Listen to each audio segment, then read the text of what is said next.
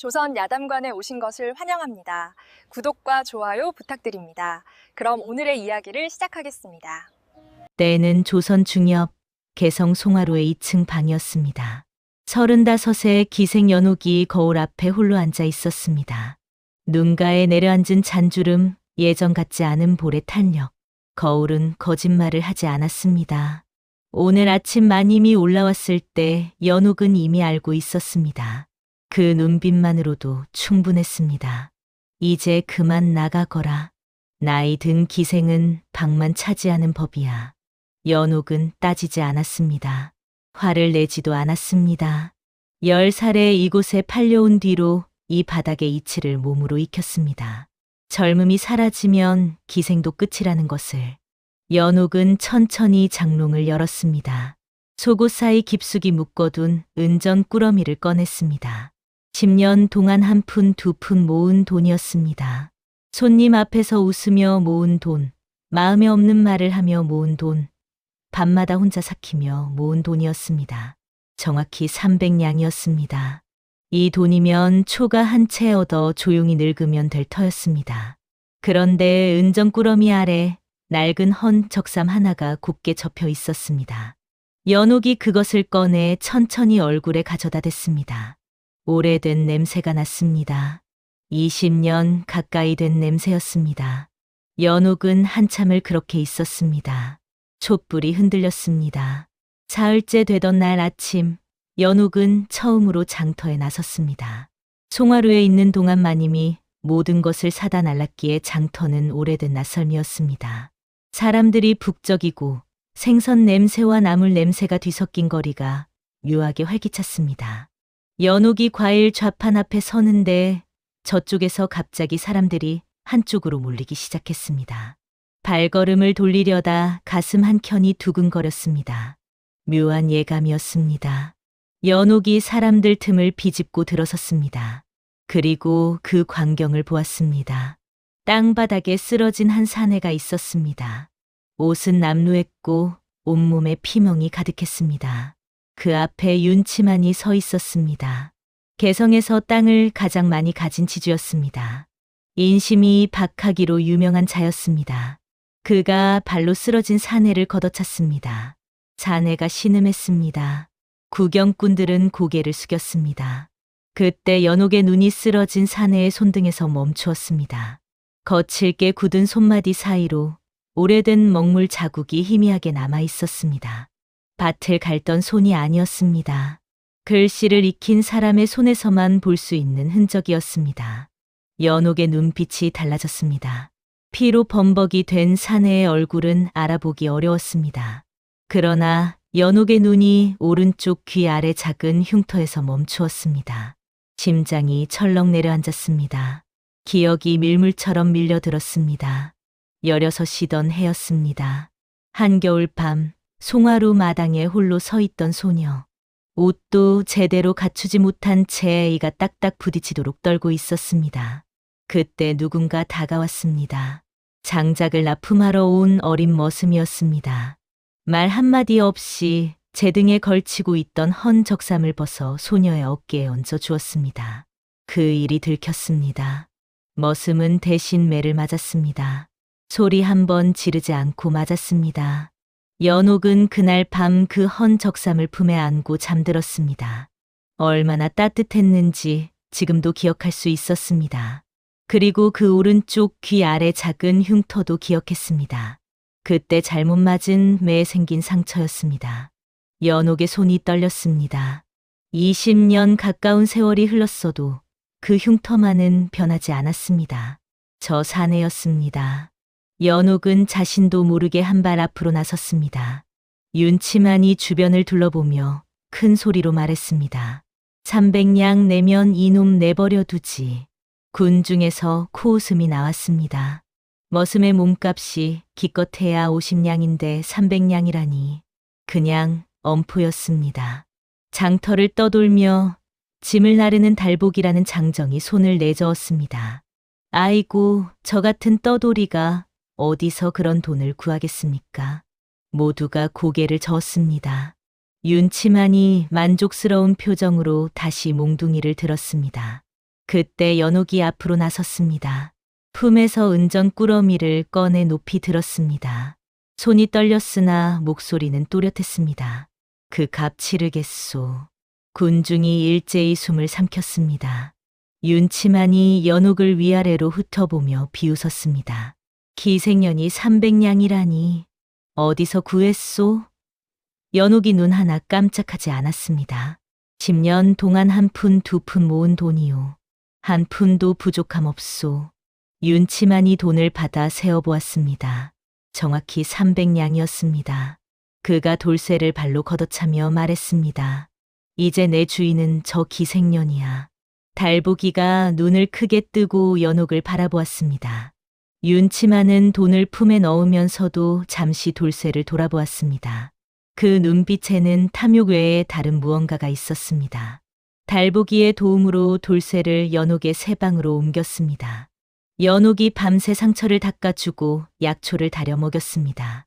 사흘이 지나서야 돌쇠가 눈을 떴습니다. 낯선 천장을 보다가 연옥을 바라보았습니다. 기억이 없는 눈이었습니다. 달보기가 300냥 이야기를 꺼내자 돌쇠의 눈이 커졌습니다. 300냥을 왜? 연옥이 담담하게 대답했습니다.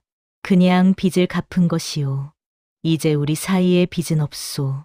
돌쇠가 입술을 깨물었습니다. 이해할 수 없었습니다. 자신이 이 여자에게 무슨 빚을 졌다는 것인지 기억이 나지 않았습니다.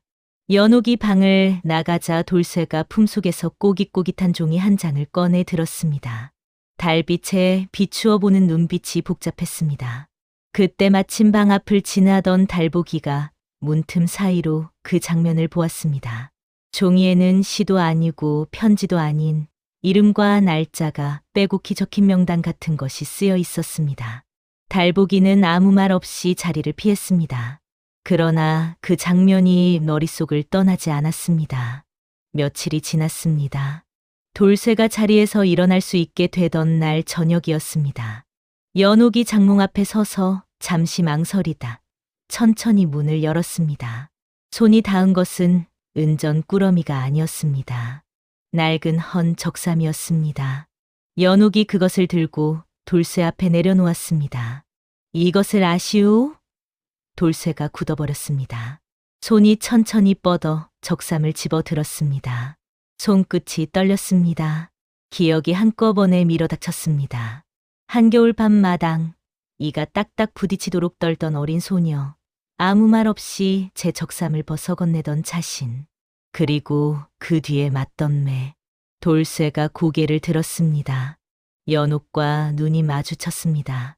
처음으로 진짜 눈이 마주쳤습니다. 그날 그 소녀가 낭자였소? 연옥이 고개를 끄덕였습니다. 20년 가까이 지녔소. 한 번도 버리지 못했소. 돌쇠는 한참을 말이 없었습니다.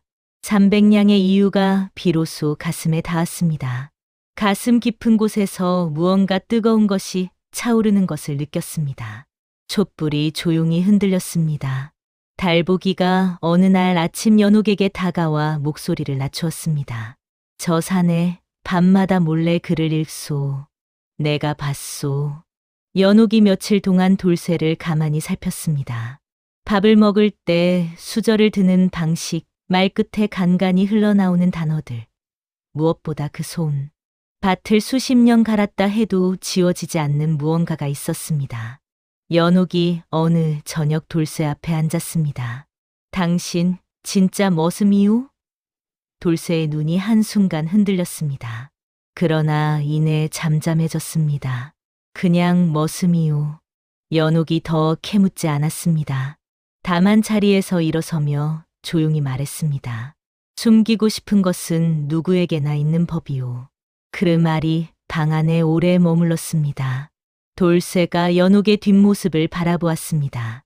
아무것도 캐묻지 않는 그 뒷모습이 이상하게 마음을 흔들었습니다. 그날 밤 달보기가 장터에서 노인에게 들었다며 연옥에게 귀띔했습니다. 10년 전 개성에서 흔적도 없이 사라진 역관 집안 도련님 이야기였습니다. 연옥이 그 말을 듣는 순간 어린 시절 기억 한 조각이 수면 위로 떠올랐습니다. 아버지가 즐겨 부르던 이름. 박, 서방. 벽장의 은전이 바닥을 드러내기 시작했습니다. 달보기가 개성 북쪽 산자락 아래 버려진 땅을 알아왔습니다. 귀신이 나온다는 소문에 아무도 발길을 끄는 곳이었습니다. 밤마다 이상한 소리가 들린다고들 했습니다. 연옥이 눈을 빛냈습니다. 귀신이든 뭐든 상관없소. 사람만 오지 않으면 되지 않소. 달보기가 무릎을 쳤습니다. 그 말이오. 사람이 무섭지 귀신이야 뭐 대수겠소. 돌쇠도 고개를 끄덕였습니다. 윤치만보다 무서운 것은 이 세상에 없었습니다. 사흘 뒤 셋이 보따리를 하나씩 메고 그 땅을 찾아갔습니다. 산자락 아래 펼쳐진 땅은 거칠었습니다. 자풀이 무성하고 돌이 많았습니다. 사람의 손길이 전혀 닿지 않은 곳이었습니다. 돌쇠가 땅에 무릎을 꿇고 흙을 한 움큼 집어 손바닥에 올렸습니다. 비볐습니다. 냄새를 맡았습니다. 흙이 나쁘지 않소. 물길만 트면 되겠소. 달보기가 산 위를 가리켰습니다. 저기서 물이 흘러내립니다. 도랑만 파면 되지요. 돌쇠가 어디서 물을 끌어야 하는지, 어느 방향으로 도랑을 파야 하는지를 막힘없이 짚었습니다. 단순한 머슴의 눈이 아니었습니다. 연옥이 그 모습을 가만히 지켜보았습니다. 돌쇠가 작게 중얼거리는 말이 귓가에 걸렸습니다. 아버지가 가르쳐 주신 대로라면 물길을 트는 일이 시작되었습니다. 돌쇠가 삽을 들고 연옥이 곡괭이를 들었습니다. 땅은 단단했습니다. 돌이 많아 삽질 한 번에 손바닥이 얼얼했습니다. 며칠이 지나자 연옥의 손바닥에 물집이 잡혔습니다. 돌쇠가 말렸습니다. 낭자, 이런 일은 제가 하겠습니다. 쉬시지요. 연옥이 고개를 저었습니다. 300냥 썼다고 내가 주인이 된 것이 아니요. 우리가 함께 사는 것이요. 돌쇠가 말을 잃었습니다. 그날 이후 더 말리지 않았습니다. 둘이 나란히 땅을 팠습니다. 해가 질 때까지 일하고 초가로 돌아와 숯불을 쬐었습니다. 연옥의 손은 나날이 거칠어졌습니다. 검은 고를 타던 손이 곡괭이를 쥐는 손이 되었습니다. 어느 저녁이었습니다. 숯불 앞에 나란히 앉아 손을 녹이고 있을 때였습니다. 돌쇠가 연옥의 손등을 보았습니다. 갈라진 틈 사이로 핏기가 배어 있었습니다. 돌쇠가 아무 말 없이 자신의 손바닥을 연옥의 손 위에 살며시 포겠습니다. 따뜻했습니다. 연옥이 굳었습니다. 돌쇠가 시선을 창밖으로 돌렸습니다. 말은 없었습니다. 촛불이 조용히 흔들렸습니다. 밖에서 바람 소리가 들렸습니다. 보름이 지나 물길이 트였습니다. 맑은 물이 도랑을 따라 흘러내렸습니다. 연옥과 돌쇠가 그 물을 바라보며 처음으로 함께 웃었습니다. 씨앗을 뿌리고 며칠이 지났습니다. 작은 싹들이 고개를 내밀기 시작하던 어느 날 아침이었습니다. 돌쇠가 밭 한쪽에서 멈추어 섰습니다. 심지 않은 곳이었습니다. 그곳에 낯선 벼싹 하나가 돋아 있었습니다. 줄기가 붉었습니다.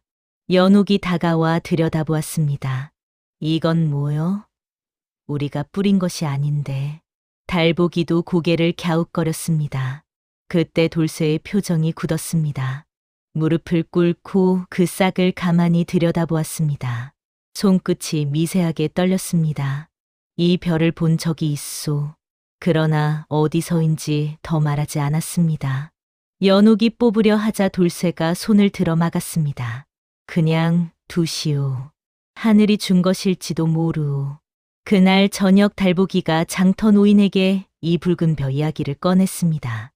노인의 얼굴빛이 변했습니다. 목소리를 낮추며 말했습니다. 그 벼는 10년 전 개성에서 사라진 박역관 집안에서만 기르던 것이라오. 세상에 그 씨앗이 남아 있었단 말인가. 가을이 깊어지자 붉은 벼가 다른 곡식들보다 먼저 익었습니다. 키리도 크고 이삭도 탐스러웠습니다. 무엇보다 향이 달랐습니다. 짙고 달콤한 향이 밭 언저리까지 퍼졌습니다. 연옥이 벼를 거두어 나다를 털었습니다. 붉은 빛이 도는 쌀이었습니다. 연옥이 며칠을 고민하다 입을 열었습니다. 이 쌀로 술을 빚어 보겠소. 돌쇠가 눈을 크게 떴습니다. 연옥이 송화루에서 마님이 술 빚는 모습을 몰래 지켜보며 익혀둔 솜씨였습니다. 누룩을 넣고 항아리에 담아 뚜껑을 덮었습니다. 보름을 기다렸습니다. 보름째 되던 날 아침 항아리 뚜껑을 여는 순간 방 안가득 깊고 그윽한 향이 퍼졌습니다. 붉은빛 술이었습니다. 연옥이 한 잔 떠서 입에 댔습니다. 부드러웠습니다. 목 넘김이 좋고 속이 따뜻하게 차올랐습니다. 돌쇠에게 잔을 건넸습니다. 돌쇠가 한 모금 마시더니 눈을 감았습니다. 오래 침묵했습니다. 이 맛을 압니다. 목소리가 떨렸습니다. 달보기가 잔을 받아 마시고 무릎을 쳤습니다. 이건 대박이요. 홍아주라 이름 붙이지요. 붉은 벼로 빚은 술이니. 연옥이 웃었습니다. 오랜만에 나오는 웃음이었습니다. 달보기가 장터 노인에게 들은 이야기를 연옥에게 전했습니다. 홍아주 맛이 20년 전 방역관 댁에서 마시던 술과 똑같다는 것이었습니다. 그 집 비법술이었다고 했습니다. 연옥이 그날 밤 돌쇠 앞에 조용히 앉았습니다. 한참을 말없이 있다가 입을 열었습니다. 박역관 댁을 아시오? 돌쇠의 얼굴이 순식간에 창백해졌습니다. 손이 멈추었습니다. 방 안에 긴 침묵이 흘렀습니다. 촛불만이 조용히 흔들렸습니다. 돌쇠가 천천히 입을 열었습니다. 그 집안은 10년 전 영무에 연루되어 멸문했소. 그것이 전부였습니다. 더 말하지 않았습니다. 연옥도 더 묻지 않았습니다. 그러나 돌쇠의 눈빛이 모든 것을 말하고 있었습니다. 그날 밤 연옥은 잠을 이루지 못했습니다. 어린 시절 기억을 더듬었습니다. 역관이었던 아버지가 가끔 입에 올리던 이름. 박서방. 둘도 없는 벗이라 했습니다. 그 박서방의 집안이 영무로 멸문했다는 소식에 아버지가 며칠을 알아누웠던 기억이 떠올랐습니다. 연옥의 가슴이 무겁게 가라앉았습니다. 돌쇠가 누구인지 이제는 알 것 같았습니다. 그러나 말할 수 없었습니다. 아직은 때가 아니었습니다. 봄이 왔습니다. 밭에 새 씨앗을 뿌리고 난 어느 저녁이었습니다. 연옥이 방 구석에 세워둔 검은고를 조심스레 꺼냈습니다. 송화루를 나올 때 챙겨온 유일한 물건이었습니다. 돌쇠가 건너편에 앉아 있었습니다. 연옥이 줄을 고르고 천천히 퉁겼습니다. 오랫동안 잠들어 있던 소리가 방 안에 퍼졌습니다. 처음에는 두 사람 사이에 거리가 있었습니다. 그러나 선율이 하나둘 쌓이면서 그 거리가 조금씩 좁아졌습니다. 연옥이 나지막이 시조 한 수를 읊었습니다. 낮고 고운 목소리였습니다. 그런데 돌쇠의 눈빛이 변했습니다. 눈이 흔들리다 어느 순간 멈추었습니다. 그 시조 어디서 배웠소? 연옥이 손을 멈추었습니다. 아버지가 부르시던 것이요. 돌아가시기 전까지. 돌쇠가 조용히 말했습니다. 우리 아버지도 그 시조를 즐겨 부르셨소. 방 안이 고요해졌습니다. 두 사람은 서로를 바라보았습니다. 말 대신 눈빛이 오갔습니다. 두 아버지가 같은 시조를 알고 있었다는 것. 그것이 우연이 아님을 둘 다 알고 있었습니다. 촛불이 스르르 꺼졌습니다. 어둠 속에서도 두 사람은 자리를 뜨지 않았습니다. 홍아주가 개성 장터를 넘어 소문이 퍼지기 시작했습니다. 달보기가 장터에 내다 팔면 한나절도 안 되어 동이 났습니다. 돈이 모였습니다. 연옥이 처음으로 앞날이 보이는 것 같았습니다. 그러나 행복은 오래가지 않았습니다. 어느 오후 말발굽 소리가 들렸습니다. 윤치만이었습니다. 하인셋을 데리고 왔습니다. 그가 붉은 벼밭 앞에 서는 순간 눈빛이 달라졌습니다. 탐욕이 아니었습니다. 그보다 더 차갑고 날카로운 무언가였습니다. 이 별을 내게 넘기시오. 연옥이 물러서지 않았습니다. 우리가 일군 밭이오. 넘길 수 없소. 윤치만의 입꼬리가 비틀렸습니다. 도망친 머슴을 숨긴 죄, 불법으로 황무지를 점거한 죄, 관가에 고발하면 끝이라고 했습니다. 사흘의 시간을 주겠다고 했습니다. 그가 돌아서며 혼자 중얼거렸습니다. 작은 소리였으나 연옥의 귀에 닿았습니다. 그 벼가 맞아. 박 역관 집안 것이야. 연옥의 심장이 내려앉았습니다. 윤치만이 홍아주 때문만이 아니라는 것이 분명해졌습니다. 저 자는 붉은 벼가 무엇을 뜻하는지 알고 있었습니다. 그날 밤 돌쇠가 연옥 앞에 무릎을 꿇었습니다. 연옥이 놀라 일어서려 하자 돌쇠가 말했습니다. 들어주시오. 더 숨길 수 없소. 돌쇠의 본명은 박윤석이었습니다. 10년 전 영무에 연루되어 멸문한 역관 박나리의 아들이었습니다. 아버지가 죽던 날 밤 단 한마디만 남겼다고 했습니다. 살아남으라고. 박윤석은 이름을 버렸습니다. 그를 아는 사람이 머슴이 되었습니다. 그렇게 10년을 숨어 살았습니다. 붉은 벼씨앗은 아버지가 평생 개발한 품종이었습니다. 도망치던 날 밤 품속에 넣었던 것이 이 땅에 뿌려진 것이었습니다. 연옥이 눈을 감았습니다. 한참 후 천천히 입을 열었습니다. 우리 아버지도 역관이었소. 박나리와 둘도 없는 벗이었다 하셨소. 박윤석이 굳어버렸습니다. 연옥이 말을 이었습니다. 두 아버지가 함께 만든 술 비법이 홍아주였소. 둘은 오래 말이 없었습니다. 20년 전 한겨울 밤 우연처럼 이어진 인연이 사실은 두 집안이 맺어준 것이었음을 이제야 알았습니다. 연옥의 눈에 눈물이 맺혔습니다. 박윤석도 고개를 떨구었습니다. 촛불이 흔들렸습니다. 사흘째 되던 날 아침이었습니다. 윤치만이 관리 2명을 데리고 들이닥쳤습니다. 하인들이 낫을 들고 붉은 벼밭으로 달려들었습니다. 박윤석이 뛰어갔습니다. 하인 하나가 그를 밀쳤습니다.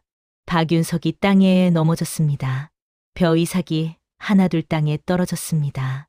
연옥이 비명을 질렀으나 아무도 멈추지 않았습니다. 달보기가 윤치만에게 달려들다 하인들에게 제압되었습니다.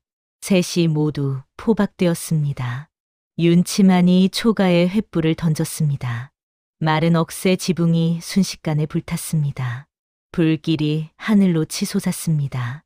처음으로 자신들의 집이라 불렀던 곳이었습니다. 연옥이 타오르는 초가를 바라보았습니다. 눈물이 흘렀습니다. 참으려 해도 참을 수 없었습니다. 셋은 관가로 끌려갔습니다. 뒤돌아보니 연기가 하늘 높이 피어오르고 있었습니다. 그들이 함께 일군 모든 것이 재가 되어 날아갔습니다. 옥에 갇힌 밤이었습니다. 박윤석이 말했습니다. 내가 죽었어야 했소. 장터에서 그날 연옥이 고개를 저었습니다. 목소리가 떨렸으나 또렷했습니다. 아니요. 당신이 살아있어서 나도 살았소. 판결 날이었습니다. 넓은 관청 마당에 구경꾼들이 가득했습니다. 사또가 높은 자리에 앉았고 윤치만이 여유로운 표정으로 옆에 섰습니다. 연옥과 박윤석과 달보기가 마당 한가운데 무릎을 꿇었습니다. 사또가 서류를 펼치며 입을 열려는 순간이었습니다. 마당 입구에서 소란이 일었습니다. 사람들이 양옆으로 갈라졌습니다. 송화로 마님이었습니다. 연옥이 굳어버렸습니다. 마님이 사또 앞에 공손히 절하고 입을 열었습니다. 제가 증언하겠습니다. 마님은 연옥이 10년 동안 한 푼도 함부로 쓰지 않고 300냥을 모은 것을 말했습니다. 옷 한 벌 사지 않았다고 했습니다. 그 돈으로 오래된 은혜를 갚았다고 했습니다. 윤치만의 표정이 굳기 시작했습니다. 마님이 품에서 문서를 꺼내 사또에게 올렸습니다. 땅 소유권 문서였습니다. 연옥을 내보낸 뒤 소문을 듣고 그 땅을 사서 마련해 둔 것이었습니다. 달보기가 끌려오기 직전 장터 노인 편에 보낸 정갈이 마님에게 닿은 것이었습니다. 마님이 연옥을 바라보았습니다. 눈가가 붉었습니다. 미안하다, 연아. 사또가 땅 문서를 살피며 분위기가 바뀌기 시작했습니다. 그때 마당 한쪽에서 지팡이를 짚은 노인이 천천히 걸어 들어왔습니다. 늙은 의원 박초 씨였습니다. 박윤석을 보는 순간 노인의 몸이 굳었습니다. 눈물이 주름진 뺨을 타고 흘렀습니다. 박나리의 아드님이 살아 계셨구나. 노인이 사또 앞에 무릎을 꿇었습니다. 10년 전 영무의 진실을 말하기 시작했습니다. 박 역관 집안을 영무로 무고한 것은 윤치만의 아버지였습니다. 박 역관의 땅과 재산을 빼앗기 위해 꾸민 일이었습니다. 노인이 품에서 낡은 문서를 꺼냈습니다. 당시 무고를 꾸민 정황이 담긴 증서였습니다. 사또의 눈빛이 싸늘하게 변했습니다. 윤치만의 얼굴이 창백해졌습니다. 그제야 모든 것이 맞아떨어졌습니다. 윤치만이 처음부터 붉은 벼를 없애려 했던 이유가 있었습니다. 그 벼가 박역관 집안의 증거였기 때문이었습니다. 살아있는 씨앗이 살아있는 아들과 함께 진실을 드러낸 것이었습니다. 박윤석이 고개를 들었습니다. 10년 만에 처음으로 자신의 이름을 말할 수 있을 것 같았습니다. 사또가 자리에서 일어섰습니다. 마당이 조용해졌습니다. 판결을 내리겠다. 윤치만은 곤장 50대에 3년 벼슬기를 금한다고 했습니다. 빼앗은 재물은 모두 돌려주도록 했습니다. 박윤석은 신원되어 자유민으로 복권된다고 했습니다. 연옥과 달보기는 무죄 방면이었습니다. 군중에서 환호가 터졌습니다. 달보기가 주먹을 불끈 쥐었습니다. 박윤석이 눈을 감았습니다. 뜨거운 것이 눈꺼풀 안쪽에서 차올랐습니다. 10년이었습니다. 이름을 버리고 숨어 산 10년이었습니다. 윤치만이 하인들에게 끌려가며 연옥을 노려보았습니다. 연옥은 그 시선을 피하지 않았습니다. 포박이 풀렸습니다. 마님이 연옥에게 다가와 품에서 은전 꾸러미를 꺼냈습니다. 윤치만에게 빼앗겼다 관가에서 돌려받은 것이었습니다. 연옥이 손을 내저었습니다. 마님이 고개를 저었습니다. 받아라. 그리고 연아, 미안하다. 내가 너를 쫓아낸 것이 부끄러웠다. 연옥이 마님의 손을 잡았습니다. 눈물이 쏟아졌습니다. 마님이 쫓아내지 않으셨다면 저는 저분을 만나지 못했을 거예요. 다시 시작이었습니다. 초가를 새로 짓고 붉은 벼 씨앗을 다시 뿌렸습니다. 이번엔 빼앗기지 않을 터였습니다. 계절이 바뀌고 가을이 왔습니다. 홍아주 소문이 한양까지 퍼졌습니다. 대상인들이 줄을 섰습니다. 1년 만에 1000냥을 넘었습니다. 300냥을 쓴 연옥이 1000냥을 가진 사람이 되었습니다. 어느 저녁 마당에 소박한 상이 차려졌습니다. 달보기가 음식을 준비했고 마님이 홍아주를 가져왔습니다. 연옥이 붉은 홀레복을 입었습니다. 박윤석이 두루마기를 차려입었습니다. 둘이 나란히 하늘과 땅에 절을 올렸습니다. 달보기가 눈물을 훔치며 환호했습니다. 마님이 조용히 웃었습니다. 혼례를 마친 뒤 박윤석이 연옥의 손을 잡고 말했습니다. 300냥의 값이 이제야 다 치러진 것 같소. 연옥이 웃으며 고개를 저었습니다. 아니요. 300냥은 값을 매길 수 없는 것을 샀소. 당신을 샀고 우리 아버지들의 인연을 되찾았소. 그리고 나도 되찾았소. 별빛 아래 두 사람의 그림자가 하나로 겹쳤습니다. 300냥은 사람을 산 돈이 아니었습니다. 두 집안의 한을 풀고 두 사람의 삶을 잊고 잃어버린 인연을 되찾은 값이었습니다. 이것이 진짜 대박이었습니다. 오늘 이야기가 마음에 드셨다면 좋아요와 구독으로 응원해 주시옵소서. 다음 이야기에서 또 뵙겠습니다.